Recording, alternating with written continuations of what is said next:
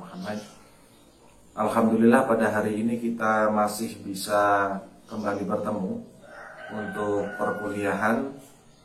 Pada hari ini kita akan membahas mengenai aspek hukum perbankan.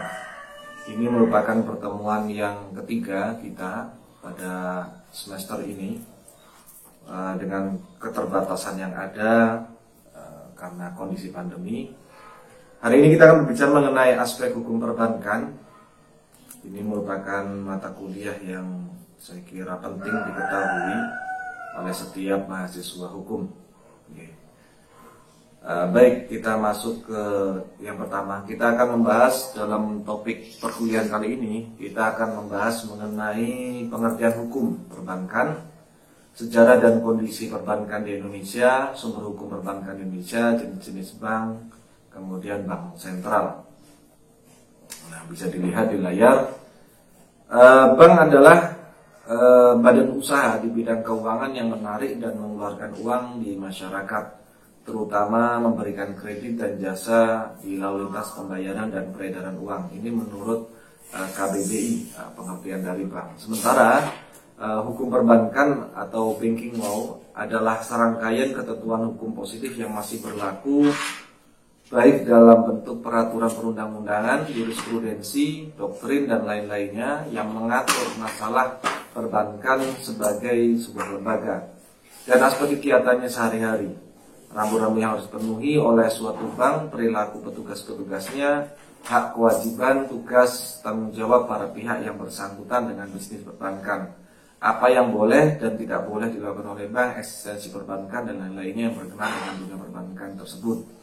Pengertian ini disampaikan oleh Munir Fuadi dalam Hukum Perbankan Modern di dalam bukunya. Nah, substansi dari hukum perbankan adalah aturan terkait dengan bank itu sendiri, terkait dengan aturan, terkait dengan regulasi, dan lain sebagainya. Baik, hukum perbankan ini apa? Dalam bukunya Johnny Ghazali dan Rohmati Usman, yaitu Hukum Perbankan. Buku ini terbitan tahun 2010, ya sekitar 10 tahun yang lalu. Beliau berdua di dalam mukadimahnya menerangkan terkait dengan hukum perbankan atau banking law adalah hukum yang mengatur segala sesuatu yang menyangkut tentang bank, baik kelembagaan, kegiatan usaha, serta cara dan proses dalam melaksanakan usaha bank, yang berarti berisikan peraturan hukum atau norma hukum dan asas-asas hukum, struktur hukum, dan budaya hukum yang mengatur segala sesuatu yang menyangkut tentang bank. Jadi ya sama saja sebetulnya substansinya, bahwasanya hukum perbankan adalah segala sesuatu terkait dengan regulasi baik nanti yang bersumber dari negara maupun bersumber dari internal perbankan itu sendiri terkait dengan dunia perbankan atau industri perbankan. Nah, ruang lingkup hukum perbankan ini kita bisa lihat ke beberapa segmen. Pertama, ruang lingkup hukum perbankan nanti akan meliputi asas perbankan. Nanti di dalam asas perbankan nanti akan ada mulai dari regulasi undang-undang yang ada atau bahkan traktat dari dunia internasional yang diturunkan ke dalam undang-undang. Kemarin sudah kita bahas, ya. Nanti ada peraturan presiden, keputusan presiden, dan lain sebagainya sampai ke bawah sampai menteri, BI, OJK, dan sebagainya. Nah, ini nanti terkait dengan asas perbankan yang dibahas adalah norma efisiensi, keefektifan perbankan, kesehatan perbankan atau likuiditasnya, kemudian profesionalisme, visi misinya, relationship, hak dan kewajiban bank. Nah, nanti ini baru di segmen atau di dalam unsur atau dalam perspektif asas perbankan. Nah, hukum perbankan juga melingkupi pelaku perbankan. Nantinya akan mengatur tentang dewan komisaris, direksi, karyawan, kemudian afiliasi. Afiliasi ini mitra-mitra bank yang mereka libatkan, gitu. Kemudian ruang lingkup hukum perbankan juga mencakup kaidah perbankan, ketentuan protokolnya perbankan. Yang pertama adalah pencegahan persaingan tidak sehat. Sering sekali ketika di dalam daerah-daerah yang gemuk, daerah-daerah yang perputaran uangnya cepat, maka perbankan ini akan cepat masuk. Biasanya di daerah tambang, kemudian daerah pasar, atau pasar ini artinya padat penduduknya, di mana padat penduduknya otomatis kebutuhan mereka semakin cepat dan perputaran uang kita bisa yakini di situ akan sangat cepat sekali. Nah, di situ dibutuhkan lembaga yang mengatur perbankan itu sendiri. Nah, di dalam kaidah perbankan ini diatur mengenai pencegahan persaingan tidak sehat. Kemudian ada antitrust. Bank ini kunci dari perbankan adalah kepercayaan. Ketika kepercayaan itu hilang, selesailah bank itu. Ya, akan terjadi ras atau terkait penarikan uang secara besar-besaran. Kemudian hal lainnya adalah perlindungan nasabah dan lain sebagainya. Nah, ruang lingkup hukum perbankan juga meliputi struktur perbankan. Ya. Dewan Moneter, ini nanti membahas tentang Dewan Moneter, bank sentral nanti kita akan singgung, dan lain sebagainya. Hukum perbankan juga meliputi pengamanan usaha. Ya, nanti ketika terjadi konflik, terjadi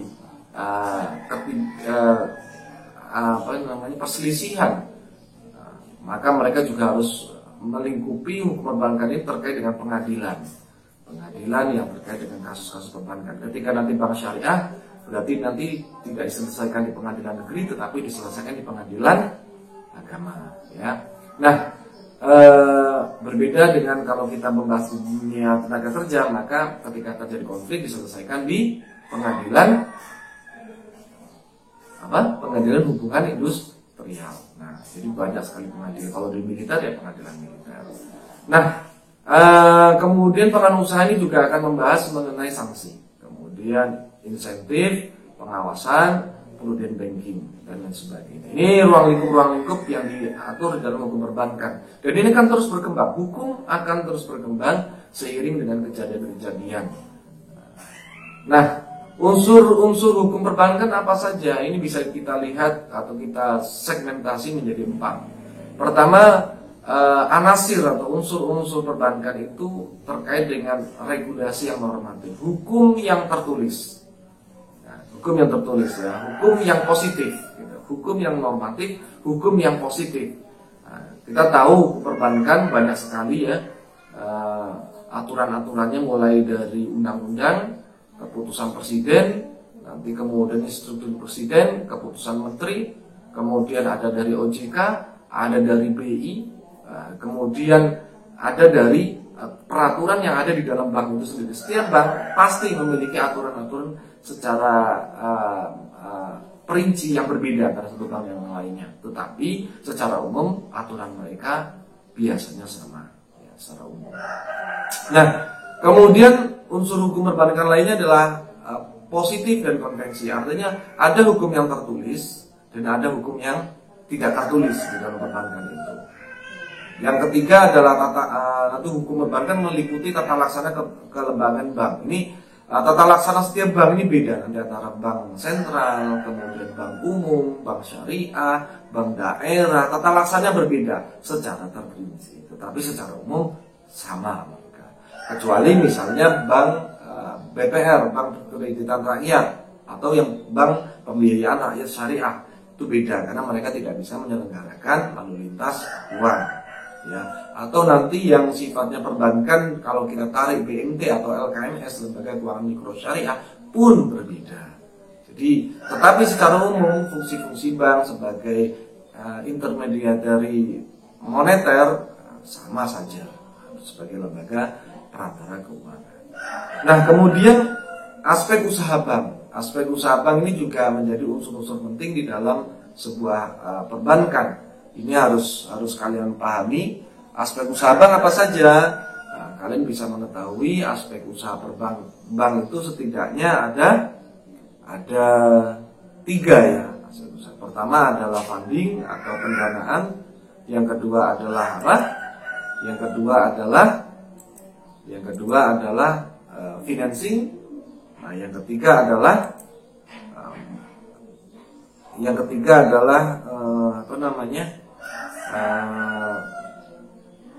manajemen di dalam perbankan. Nah, ini yang harus kalian ketahui. Nah, hal-hal lainnya yang harus kita lihat di dalam dunia yang harus kita ketahui di dalam perbankan ya, ini adalah tentang sejarah. Ini penting. Nanti kalau suaranya putus-putus, insya Allah ini nanti akan saya unggah nanti di YouTube sekaligus penugasan. Insya Allah nanti kalian semua tidak akan kehilangan momen. Nah, hal lainnya dalam sejarah dan kondisi perbankan di Indonesia, sejarahnya kita kalau dilihat dari secara umum, bank itu pertama kali praktek bank pertama kali itu terjadi di Babilonia. Sebetulnya Babilonia ini, negeri Babil ini sekarang terletak di Baghdad, di Irak. Ini jadi peradaban Mesopotamia. Di Babilonia ini raja pertama kali yang teridentifikasi melakukan aktivitas penyimpanan uang itu adalah Raja Hammurabi. Ya, Raja Hammurabi dulu mereka itu zaman dahulu menyimpan uang itu di kuil-kuil tempat mereka itu tempat mereka itu beribadah, dan barang siapa yang berani mencuri titipan uang warga di kuil itu, mereka akan mendapatkan hukum yang keras, dipotong tangan, bahkan mungkin dibunuh sebagai bentuk hukuman. Itu zaman dahulu begitu.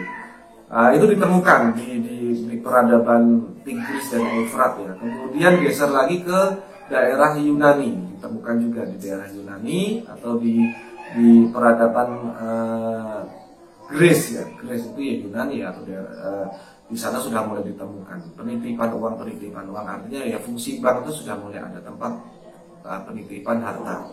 Kemudian di Romawi ini berarti sekarang Iran, daerah Iran, bukan Romawi Roma sekarang ya, tapi Romawi zaman dahulu itu daerah Iran. Nah, pada tahun 1320 diidentifikasi oleh para peneliti, para akademisi adanya Bank of Genoa dan Bank of Barcelona. Ini baru di daerah Spanyol ya, mulai ditemukan, catat oleh sejarah. Kemudian abad ke-16 di daerah Inggris, di dalam Eropa ditemukan aktivitas perbankan, sampai yang kemudian modernisasi keuangan itu terjadi pada tahun 1711. Ini terjadi ditemukannya data-data pendirian Bank Venesia di daerah Eropa. Di Belanda, ketika kita dijajah Belanda oleh kolonialis Belanda, dijajah itu mulai masuk ketika Belanda masuk ke Indonesia itu sudah memperkenalkan sistem penitipan uang.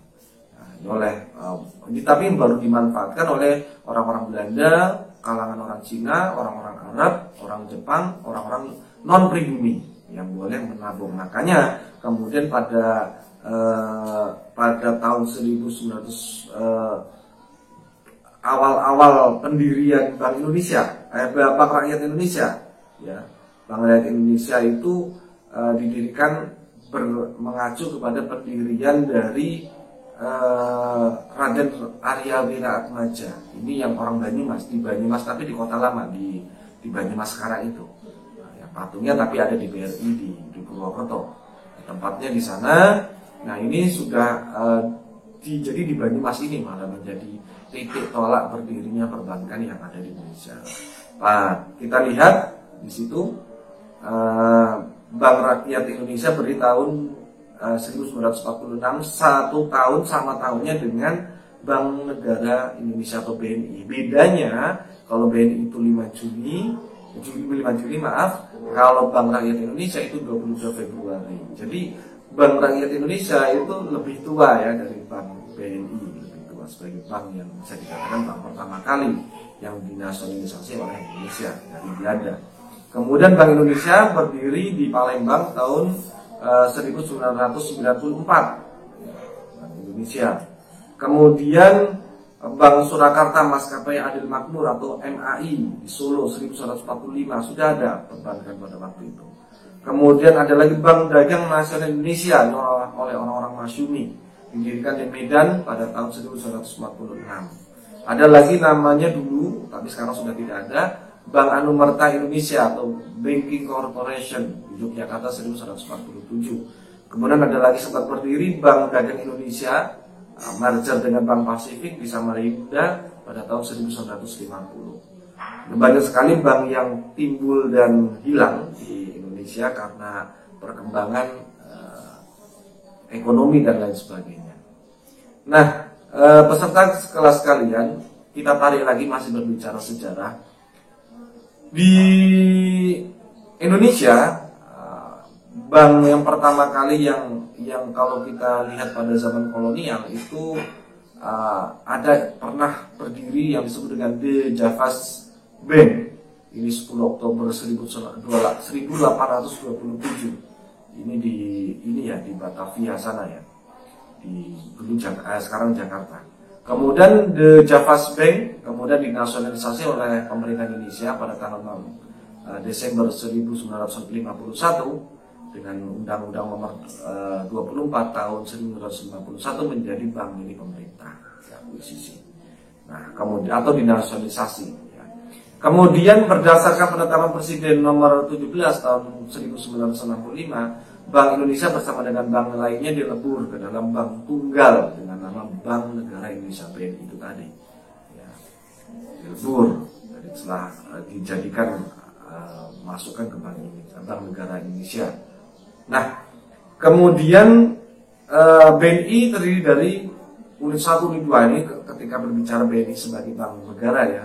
Kemudian BNI pernah difungsikan ya, sebagai bank sirkulasi, bank sentral dan bank umum berdasarkan Undang-Undang Nomor 13 tahun 1998. Jadi Bank Indonesia itu akhir-akhir muncul yang dulunya itu fungsi bank sentral dipegang oleh Bank Negara Indonesia. Nah, status BI sebagai bank sentral itu baru dikukuhkan dalam Undang-Undang Republik Indonesia Nomor 23 tahun 1999. Nah, peserta kelas sekalian, rentetan perundang-undangan ini bisa dilihat di sisi kanan. Ya. Banyak sekali rentetannya undang-undangnya. Dan berdasarkan statistik perbankan Indonesia dari OJK, bahwa sampai hari ini per Januari 2019 tahun yang lalu itu ada 115 bank umum yang ada di Indonesia. Nah, jumlah tersebut itu terdiri dari 4 bank persero, 42 bank umum swasta nasional atau BUSN devisa, 21 BUSN bank umum swasta nasional yang non devisa. Kemudian 27 bank pembangunan daerah, kalau di Jawa Tengah adalah Bank Jateng ya. Kemudian 12 bank asing campuran dan 9 bank asing yang murni. Jadi ada 115 bank umum yang ada di Indonesia. Ini luar biasa.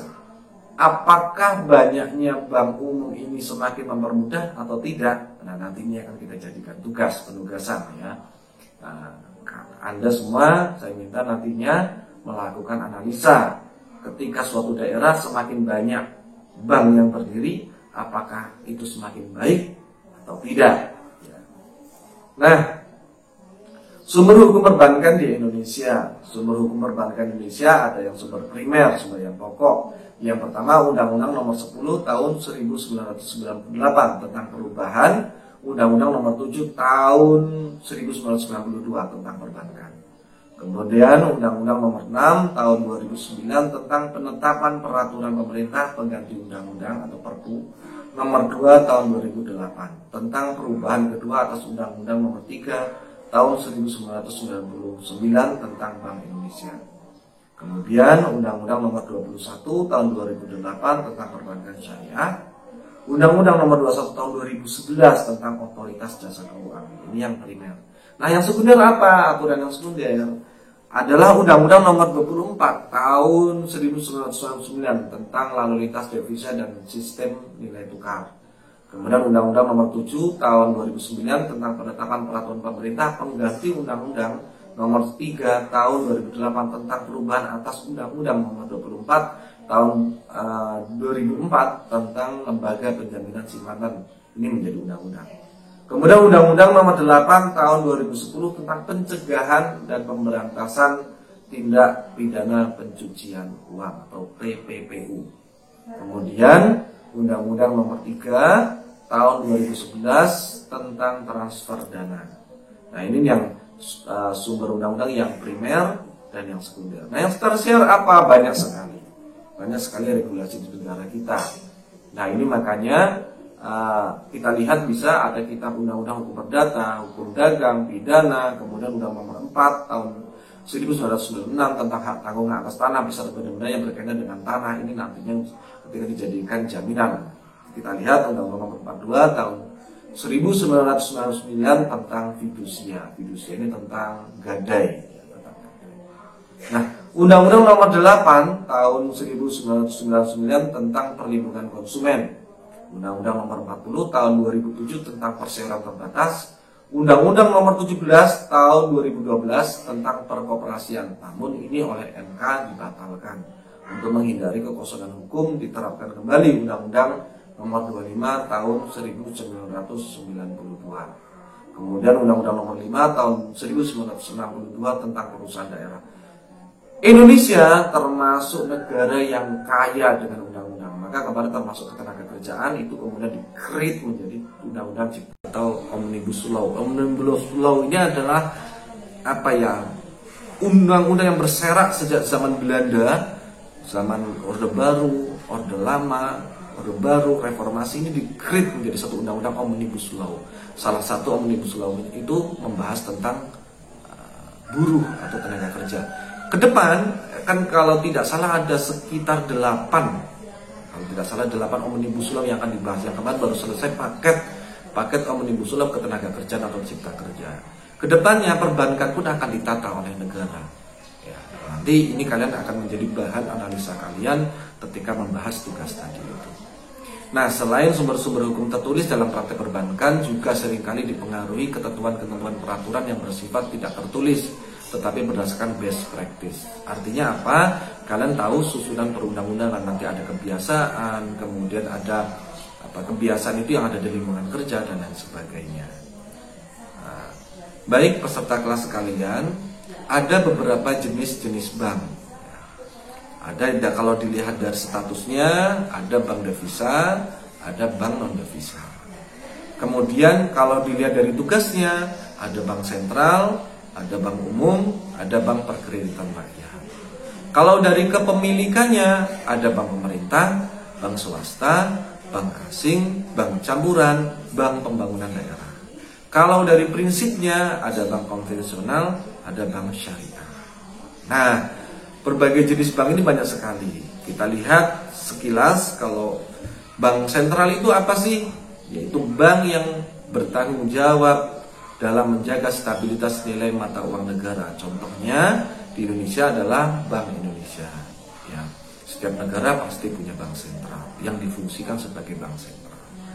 Kemudian yang kedua, apa itu bank umum? Bank umum adalah bank yang memberikan jasa lalu lintas pembayaran seperti menghimpun dana, memberikan pinjaman, memindahkan dana antar bank, dan penyimpanan barang berharga, safety book. Ya. Ini kalau di bank syariah ini menggunakan akad wadiah. Nah, ada bank perkreditan rakyat, bank yang hanya melakukan kegiatan usahanya sebatas penghimpun dana dan penyalur dana dalam bentuk kredit investasi atau kredit modal kerja dan perdagangan. Nah, peserta kelas sekalian, kalau kita lebih rinci lagi, bank ini bisa kita lihat dari macam-macam perspektif atau sudut pandang. Tadi sudah disebutkan dari fungsinya, ada bank sentral, ada bank umum.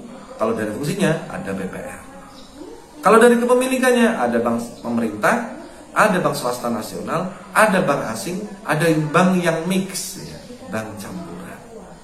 Kalau dari struktur organisasinya, ada yang unit, ada yang branch, yang cabang, ada yang hanya bank tunggal, dia adanya di kota-kota provinsi atau kabupaten saja, nggak sampai ke kecamatan atau desa. Kalau BRI itu sampai ke desa-desa. Di Dukuwalu ada bank BRI, ada multibank. Kalau dilihat dari transaksinya, transaksi falasnya, ada bank devisa, ada bank yang non devisa. Kalau dilihat dari jenis usahanya, ada bank retail, ada wholesale, ada retail wholesale. Kemudian kalau dilihat dari geografisnya, ada bank lokal, bank regional, bank multinasional. Kalau dilihat dari perhitungan pendapatannya, ada konvensional, ada syariah. Banyak sekali sudut pandang dan semuanya itu benar. Ya, semuanya benar. Maka nanti kalian semua harus bisa banyak wawasan terkait dengan perbankan ini. Peserta kelas sekalian, kita masuk ke dalam pembahasan bank sentral sesuai topik yang akan kita bahas pada hari ini. Nah, menurut Undang-Undang Nomor 3 tahun 2004, bank sentral adalah lembaga negara yang mempunyai wewenang untuk mengeluarkan alat pembayaran yang sah dari suatu negara, merumuskan dan melaksanakan kebijakan moneter, mengatur dan menjaga kelancaran sistem pembayaran, mengatur dan mengawasi perbankan, serta menjalankan fungsi lender of the last resort. Artinya dia pertahanan terakhir memberikan hutang. BI, Bank Sentral selaku BI, itu memberikan hutang kepada bank-bank yang ada. Contoh kemarin ketika kejadian Bank Muamalat sebagai tonggak berdirinya bank syariah di Indonesia, sebagai tonggak satu-satunya bank yang murni syariah, yang tidak berdiri dua kaki atau hermafrodit. Tapi ironinya Bank Muamalat ternyata harus gulung tikar karena operasionalnya mungkin ada mismanagement. Nah, disitulah akhirnya Bank Sentral menyuntikkan bantuan dananya untuk Bank Muamalat. Di sini lender of the last resort. Nah, bank sentral yang ada di Indonesia adalah Bank Indonesia. Undang-undang tentang tugas dan fungsi Bank Indonesia ini terangkum ke dalam Undang-Undang Nomor 11 Tahun 1993 tentang penetapan Undang-Undang Pokok BI. Kemudian Undang-Undang Nomor 84 Tahun 1998 tentang pengubahan pasal 16 dan 19 Undang-Undang Nomor 11 Tahun 1953. Kemudian Undang-Undang Nomor 13 Tahun 1964 tentang Bank Sentral, Undang-Undang Nomor 23 Tahun 1999 tentang Bank Indonesia, kemudian Undang-Undang Nomor 2 Tahun 2008 tentang perubahan kedua Undang-Undang Nomor 23 Tahun 1999 tentang Bank Indonesia. Kemudian yang terakhir Undang-Undang Nomor 6 Tahun 2009 tentang penetapan peraturan pemerintah pengganti Undang-Undang Nomor 2 Tahun 2008 tentang Bank Indonesia. Peserta sekalian, sebagai bank sentral, Bank Indonesia ini memiliki peran dan tugas yang sangat spesifik dan pernah dilakukan amandemen ya ketika itu yang diamandemen adalah Undang Nomor 3 Tahun 2004. Kemudian yang paling terbaru Undang-Undang Bank Indonesia adalah Nomor 23 Tahun 1999. Nah, kita runut dari awal. Sesuai dengan Undang-Undang Nomor 3 Tahun 2004, maka tujuan BI adalah mencapai dan memelihara stabilitas nilai rupiah. Mengapa rupiah harus stabil? Ya karena Bank Sentral memiliki kemampuan untuk itu. Dia mengatur tentang suku bunga minimum, suku bunga maksimum. BI juga yang mengatur tentang tata cara pendirian bank, lalu lintas uang dan lain sebagainya, memberikan kredit kepada bank. Kemudian kenapa harus stabil nilai rupiah ini? Karena kalau suatu nilai mata uang kok tidak stabil, maka suatu negara itu akan mengalami masalah yang serius, akan terjadi resesi, krisis keuangan. Kemudian ada 3 pilar bidang tugas utama Bank Indonesia selaku bank sentral. Yang pertama adalah menetapkan dan melaksanakan kebijakan moneter. Yang kedua, mengatur dan menjaga kelancaran sistem pembayaran antar para bank-bank itu. Kemudian yang ketiga, mengatur dan mengawasi perbankan. Dalam pelaksanaannya, Bank Indonesia memiliki tugas khusus. Yang pertama, pengendalian moneter. Gimana caranya? Melalui operasi pasar terbuka atau OPT. Yang kedua, sistem pembayaran, di mana Bank Indonesia mengeluarkan uang sebagai alat pembayaran yang sah di Indonesia, yang meliputi kegiatan mencetak, mengedarkan, dan mengatur jumlah uang yang beredar. Hak untuk jumlah mencetak adalah Bank Indonesia, tetapi mencetak dalam arti praktek adalah Peruri. Apa itu? Perusahaan Umum Percetakan Uang Indonesia, Peruri, Percetakan Uang Republik Indonesia. Perusahaan Umum Percetakan Uang Republik Indonesia, Peruri. Nah, kemudian tugas khususnya Bank Sentral atau Bank Indonesia dalam hal ini adalah dia mengurusi perbankan, memberikan dan mencabut izin usaha perbankan. Ketika orde baru dibukalah keran. Maka sampai hari ini seperti tadi ada 115 bank umum yang ada di Indonesia. Kemudian kenapa inflasi perlu diseimbangkan oleh Bank Indonesia selaku bank sentral? Karena inflasi menurunkan daya beli. Ketika inflasi tinggi, masyarakat tidak akan mampu beli. Misalnya, Ketika terjadi inflasi, otomatis BBM sembako akan naik. Ketika BBM naik, otomatis diikuti oleh sembako. Ketika sembako naik, maka masyarakat tidak akan bisa membeli. Karena apa? Karena terjadi inflasi. Apa itu inflasi? Hancurnya, turunnya nilai mata uang secara terus-menerus, terus-menerus. Dia landai tapi terus-menerus, maka itu inflasi. Ya, sehingga karena nilai mata uang itu turun, daya beli masyarakat akan turun pula. Nah, kemudian inflasi akan naik. Terutama oleh masyarakat miskin yang tidak memiliki tabungan, kemudian dia akan menghadapi inflasi. Kemudian distribusi pendapatan akan melebar. Artinya apa? Ketika inflasi itu terjadi, ini akan mempengaruhi tingkat distribusi. Yaitu tadi karena daya beli akan terdampak. Kemudian inflasi yang tinggi menghambat investasi produktif karena tingginya ketidakpastian. Seperti misalnya hari ini dunia sedang dihadapi krisis multinasional berkat virus corona. Maka kemarin ketika Undang-Undang Cipta Kerja diberlakukan itu dalam rangka apa? Banyak sekali akibat virus corona terjadi perang dagang antara Cina dengan Amerika. Banyak sekali pengusaha-pengusaha Timur Tengah, banyak sekali pengusaha-pengusaha Pasifik, banyak sekali pengusaha di Eropa dan Amerika yang terdampak perang dagang antara Cina dengan Amerika, terpental dari negara-negara kawasan Cina, kawasan hegemoni Cina dan kawasan hegemoni Amerika dan Eropa, seperti negara-negara satelit seperti Australia, Singapura dan lain sebagainya. Perusahaan ini terpental dari negara dan mereka mencari negara baru untuk mereka menanam investasinya. Loh, nanti dampaknya berarti bagaimana? Dampaknya berarti akan terjadi masuknya uang asing ke Indonesia. Iya. Kemudian lantas apakah ini kemudian nantinya akan berpengaruh terhadap tenaga kerja Indonesia? Iya, benar. Investasi masuk benar, investasi asing masuk benar, itu terjadi. Tetapi ketika investasi itu masuk, mereka akan mendirikan pabrik, itu akan menyerap tenaga kerja. Ekonomi akan hidup di kawasan itu. Berbeda kalau misalnya peraturan regulasi Indonesia itu kalah ramah dengan regulasi yang diterapkan di Vietnam, di Thailand, kemudian di Kamboja. Ketika mereka ramah investor, pabrik berdiri di sana. Tetapi sekali lagi Indonesia akan tetap menjadi negara konsumen dari produk-produk mereka, misalnya otomotif, elektronik dan sebagainya, handphone dan sebagainya. Kan kita akan tetap update terus barang-barang dari mereka. Kita hanya sekedar menjadi pasar.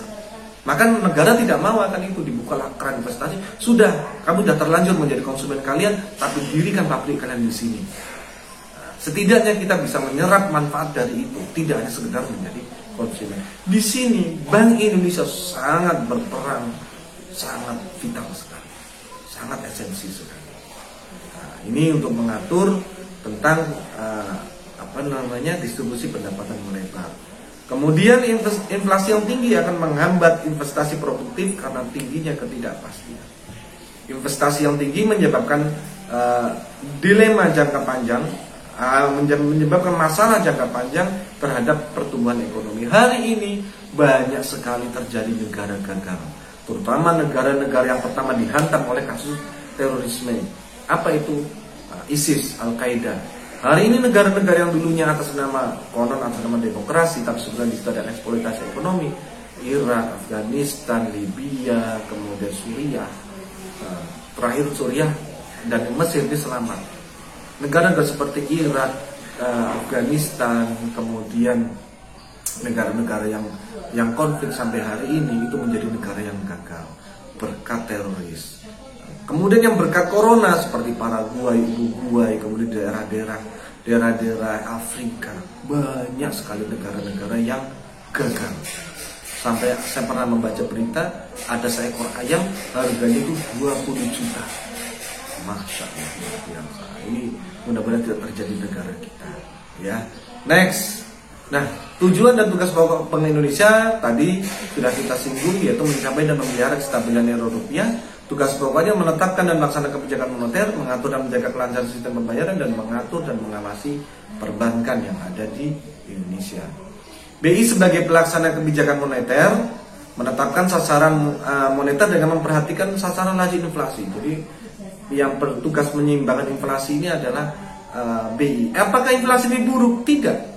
Inflasi itu selalu ada. Kenaikan fluktuasi nilai tukar uang terhadap barang selalu ada, mustahil tidak ada inflasi. Apapun, walaupun kita menggunakan mata uang emas, akan selalu ada inflasi, ya, sekecil apapun. Dan kemudian sebagai pelaksana moneter, BI ini senantiasa melakukan pengendalian terhadap moneter, kejadian-kejadian moneter. Apa itu? Dengan cara operasi pasar terbuka dan valuta asing, menetapkan tingkat bunga deposito, menetapkan cadangan wajib minimum ini bagi perbankan yang ada, mengatur kredit atau pembiayaan, melaksanakan kebijakan nilai tukar berdasarkan sistem nilai tukar yang telah ditetapkan, kemudian mengelola cadangan devisa negara. Nah, BI sebagai pengatur sistem pembayaran, yaitu pertama poinnya dalam melaksanakan memberikan persetujuan atas penyelenggaraan jasa sistem pembayaran, mewajibkan penyelenggaraan jasa sistem pembayaran menyampaikan laporan kegiatannya, menetapkan penggunaan alat pembayaran, berwenang mengatur sistem clearing antar bank, satu-satunya lembaga yang berwenang untuk mengeluarkan dan menyebarkan uang rupiah.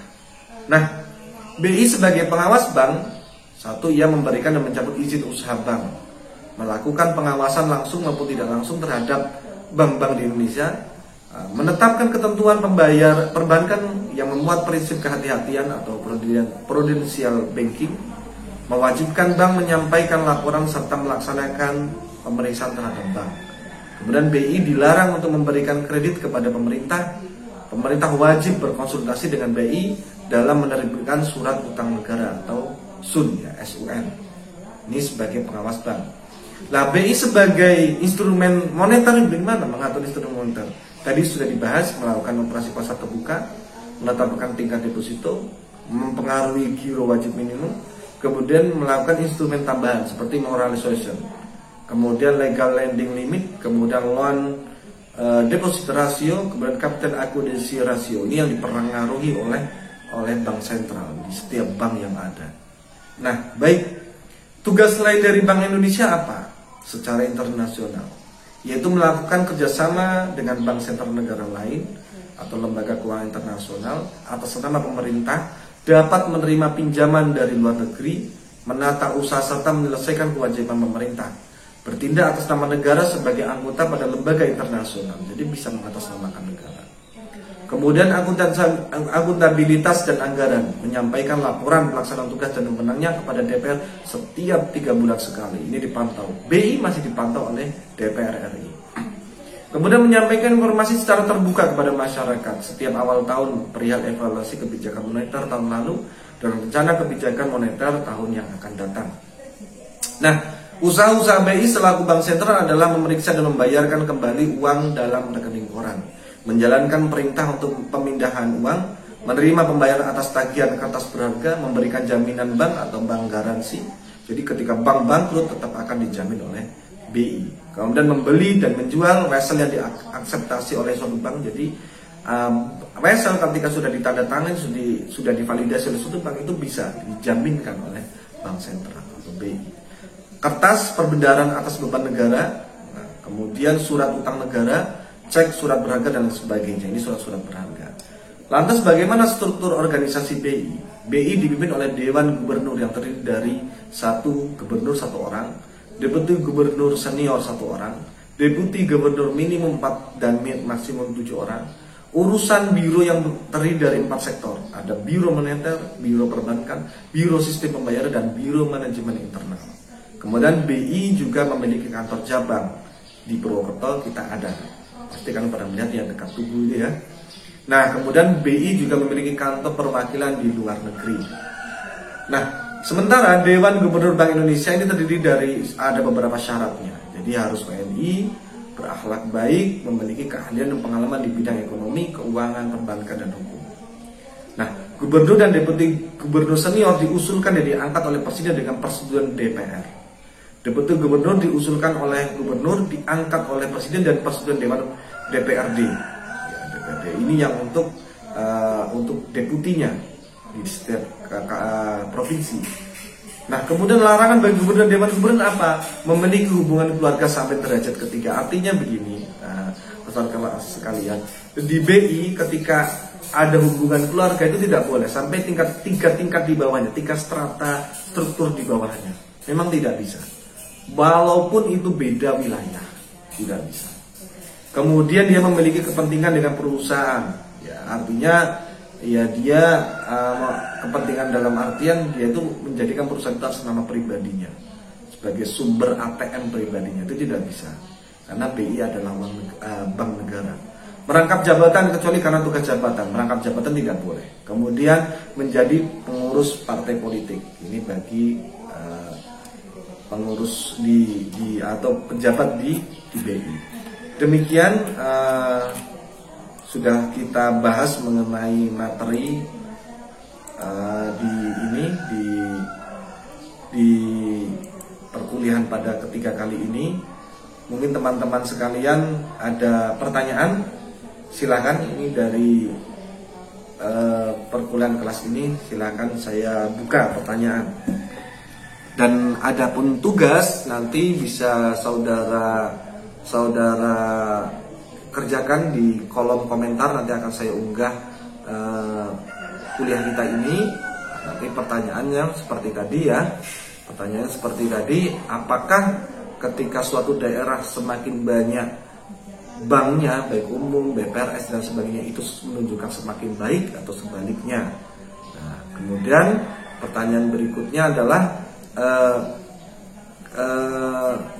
ketika apa dampak perundang-undangan atau regulasi terhadap perkembangan dan layanan bank syariah? Ada dua pertanyaan itu, nanti dijawab di kolom komentar.